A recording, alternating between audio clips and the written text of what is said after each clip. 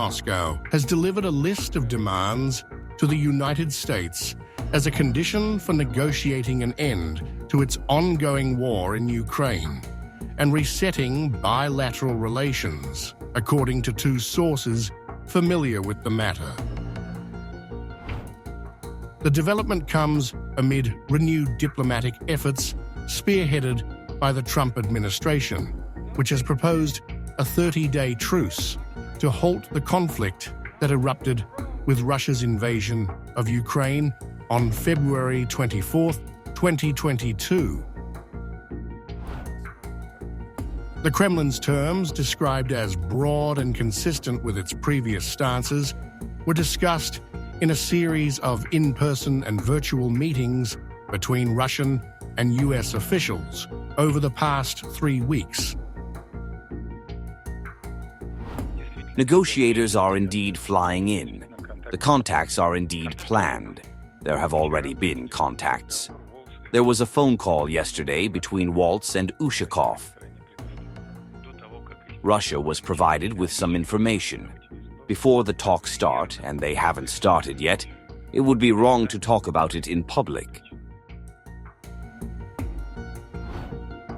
While the exact contents of the list remain undisclosed, the sources indicate that it mirrors demands Russia has repeatedly made to Ukraine, the US, and NATO.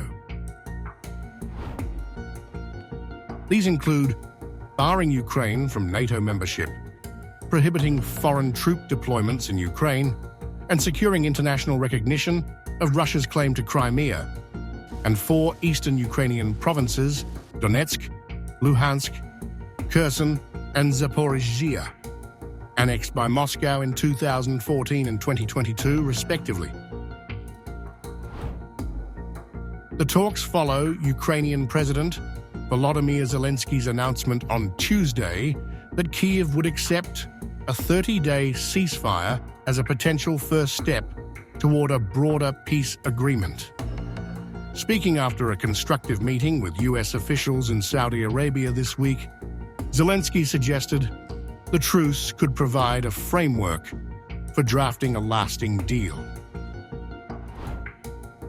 However, Russian President Vladimir Putin's commitment to such a ceasefire remains uncertain, with no official response from the Kremlin as of Saturday morning. US President Donald Trump has framed the ceasefire proposal as a key priority, awaiting Putin's decision to move forward. Yet internal divisions within the Trump administration are evident. I think we're doing well, as you have been hearing about Ukraine. I think we're doing now well with Russia. We're speaking with President Putin. We want to get the war over. Not only have we spent maybe $350 billion to Europe's, think of that, $350 billion to $100 billion, and yet we're across the ocean far away, so it shouldn't have been that way. In a statement, President Trump highlighted recent talks, saying, We had very good and productive discussions with President Vladimir Putin of Russia yesterday, and there is a very good chance that this horrible, bloody war can finally come to an end.